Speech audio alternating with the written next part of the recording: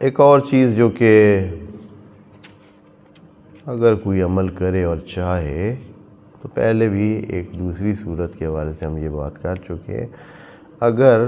بچے کی ولادت میں مشکلات پیش آ رہی ہیں، جیسے کہ کبھی کبھار یہ ہوتا ہے پیچیدگیاں ہوتی ہیں خواتین کے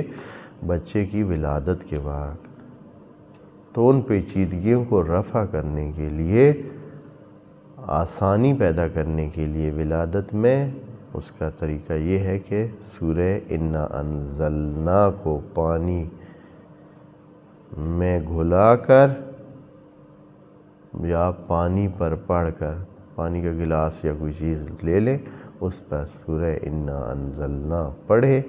اور پھر اس خاتون کو پلا دے، انشاءاللہ آسانی ہوگی۔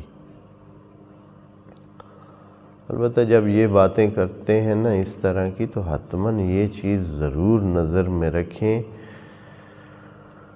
کہ اس بندے کو جس کو یہ ثواب اتنا ملتا ہے تو اس کے پاس ثواب کا ظرف بھی ہو، اور وہ ثواب والے سلسلے جو ہے وہ اس کو لینے کے لیے اس کے کردار میں گنجائش ہو۔ ایسے نہ ہو کہ ادھر سے پہلے ہی اس نے بہت سارے